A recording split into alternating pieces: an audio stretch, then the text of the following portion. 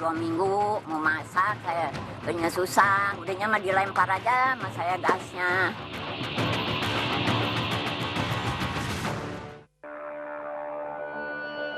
Berbisnis BBM dengan rakyat, itulah tudingan sebagian besar masyarakat terhadap pemerintah saat ini. Sebagai contoh adalah kebijakan pemerintah terkait kenaikan harga LPG 12 kg pada bulan Maret 2015 lalu. Kebijakan ini diambil lantaran Pertamina mengaku rugi dengan harga jualnya. Alih-alih mengevaluasi efisiensi produksi LPG, pemerintah justru mengambil jalur instan, yakni dengan membebani kenaikan harga LPG kepada masyarakat. Akibat dari kebijakan ini, banyak masyarakat yang akhirnya beralih menggunakan tabung 3 kg. Hasilnya pun bisa ditebak. Kelangkaan tabung melon sempat terjadi di hampir seluruh daerah di Indonesia. Masyarakat kurang mampu yang mengandalkan LPG 3 kg pun hanya bisa gigit jari lantaran kehabisan stok. Hal ini jelas menunjukkan ketidakmatangan pemerintah dalam mengeluarkan kebijakan. Di satu sisi, pemerintah ingin untung, namun di sisi lain kesiapan masyarakat dan juga pasokan gas tidak turut dipertimbangkan. Demikian halnya pada kebijakan pemerintah mengenalkan jenis baru BBM bernama Pertalite. Pertalite didaulat memiliki oktan yang lebih tinggi, yakni RON 90 daripada premium yang hanya memiliki kadar RON 88. Namun sayangnya, proses pembuatan Pertalite ini pun tergolong sama dengan premium, yakni melalui proses penurunan oktan yang sebelumnya 92 menjadi 90. Pertalite layaknya premium yang hanya dimiliki Indonesia sehingga tidak ada referensi harga pasti. Hal ini pun dikhawatirkan hanya akan menimbulkan celah baru bagi mafia migas untuk bermain. Saya mau baca nih komentar yang masuk di anjustvmobile.com dari Fatan Hadian. Pak Menteri sudah tahu banyak yang berkepentingan di sektor migas ini, tegas dong Pak. Kemudian ada yang bilang saya pasrah aja mau demo seperti apapun, kalau pemerintah bilang naik ya pasti naik. Lebih baik, kalau menurutku dinaikkan boleh asal tidak langka saja di pasaran, karena BBM itu vital. Jadi ada yang udah pasrah mahal mah nggak apa-apa deh, yang penting ada. Jangan sampai mahal iya, nggak ada lagi.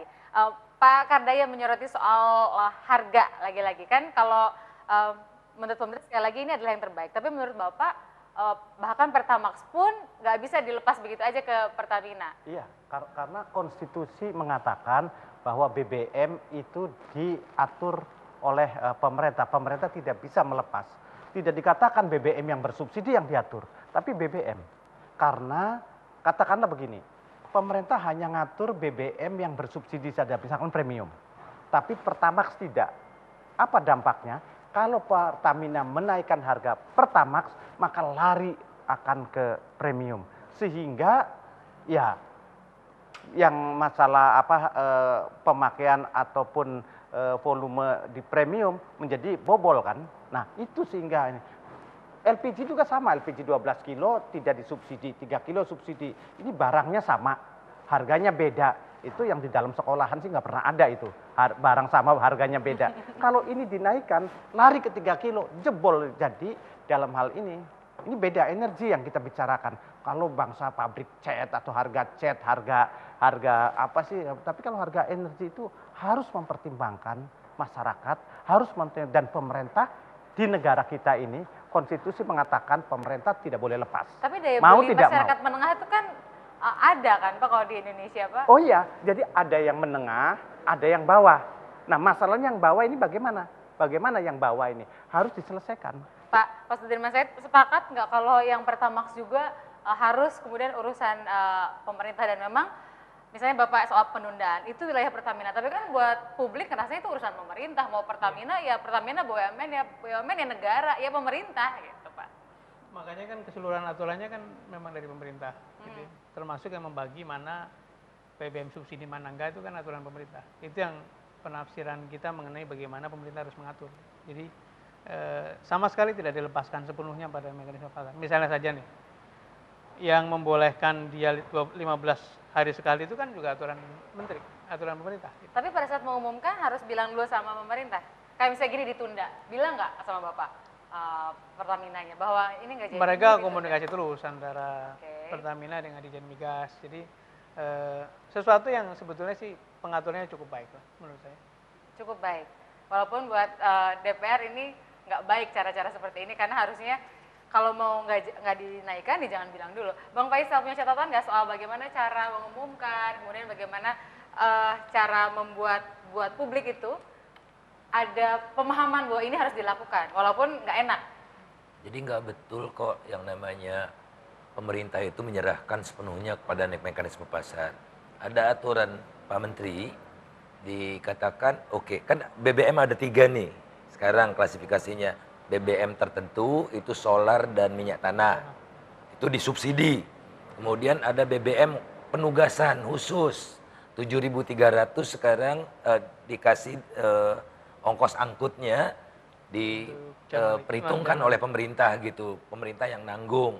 Nah, oleh karena itu harga premium di luar Jawa, Bali dan Madura, Jamali itu 7.300. Kenapa bisa lebih murah? Karena ongkos distribusinya dikasih sama pemerintah. Nah, kemudian ada BUMN umum. BUMN umum itu adalah premium yang di Jamali dan lain-lain, Pertamax Racing segala macam itu. Itu ada ketentuannya, nggak boleh sembarangan menentukan harga. Marginnya antara 5 sampai 10. Jadi kalau dia naikkan untungnya 20%, nggak boleh. Jadi pemerintah is there, ada gitu, tidak tidur. Tidak bisa suka-suka hati, Shell, Pertamina, dan total naik-naikkan harga gitu ya. Enggak. Jadi, nah tinggal sekarang bagaimana membuat mekanisme ya yang memungkinkan pergerakannya ini seperti yang Pak Kardaya katakan itu tidak saling memengaruhi satu sama lain. Kemudian komunikasinya juga baik. Kalau semalam kan sempat bingung orang, wah harga solar mau dinaikkan jadi 9.200 gitu kan. Nah cara-cara seperti itu yang mudah-mudahan tidak akan terjadi lagi. Kita akan lihat, tadi kita bicara soal Petral. Petral itu kan yang dianggap sebagai pengganggu dari sisi pengadaan impor. Tapi kita juga punya masalah dari sisi produksi kita. Nah dari sisi produksi mari kita lihat bagaimanakah sebetulnya negara kita, terutama generasi saya, generasi yang masuk SD-nya itu kira-kira tahun 85 sampai 90-an, yang masih teriming-imingi dengan doktrin bahwa kita adalah negara kaya, kita punya sumber daya alam yang melimpah ruah termasuk soal minyak bumi. Jadi tahun 80 lagi-lagi ini berdekatan sekali dengan tahun saya lahir, 1,6 juta barel per hari. Kemudian menurun, sempat naik dikit dari tahun 2000 ke 2011 itu ada dari 900 juta jadi 902 juta barel per hari, dan 2012 ini kondisinya ini ribu ya harusnya ya, bukan juta. Jadi 860 sampai 870 ribu barel per hari. Ada pertanyaan soal produksi. Kita selalu bilang soal kilang tua. Saya juga pernah nanya Bapak ya, Pak, soal kenapa sih kita bahas kilang tua dari dulu gitu ya. Dan sekarang kayaknya pada posisi yang nggak bergerak kemanapun. Sementara kebutuhan terus meningkat, supply nggak bisa terus dong, kita hanya impor Pak. Gimana ningkatin lifting dan bisa terasa dalam waktu cepat? Ada berbagai masalah yang fundamental yang harus diselesaikan. Nomor 1 tadi, grafik tadi sangat baik saya kira. Produksi kita kan turun terus. Betul. Dan cadangan kita juga turun terus. Mengapa demikian? Karena belasan tahun lamanya kita tidak pernah serius melakukan eksplorasi. Di samping memang sumber-sumber minyak yang mudah itu sudah tidak ada. Adanya minyak yang di laut. Saya mau tanya Pak, sederhana buat publik. Kita punya, walaupun sedikit lagi, tapi kita kenapa nggak ngerjain? Nah kira-kira yang kemarin itu nggak dikerjain gara-gara apa sih Pak? Gara-gara susah ngerjain? Nanti tanya ke Pak Kardaya, Okay. karena dulu beliau di PP Migas dan di SDM. Tapi analisisnya adalah, memang seperti tadi, sebagaimana kita juga dininakbobokan oleh subsidi, kita ini tidak pernah serius melakukan hal-hal yang sifatnya jangka panjang. Eksplorasi itu jangka panjang, kilang itu jangka panjang. Nah kenapa demikian? Analisisnya timnya Pak Faisal mengatakan, ini pemburu rente ini selalu mengangkangi, memframe, menyandera usaha-usaha yang sifatnya jangka panjang gitu. Apakah kita tidak sadar bahwa suatu ketika kilang akan kekurangan kapasitas? Sadar itu. Apakah kita tidak sadar bahwa lama-lama kita akan impor? Sadar juga. Tapi kenapa tidak pernah serius tadi? Eksplorasi, kemudian bangun kilang, bangun infrastruktur gitu. Oil fund segala macam. Jadi ini yang baru saja akan kita mulai, tapi karena terlalu lama kita itu dininakbobokan oleh hal-hal yang sifatnya memanjakan gitu-gitu ya. Kemudian sudah begitu diajak untuk berpikir jangka panjang, resistennya luar biasa gitu.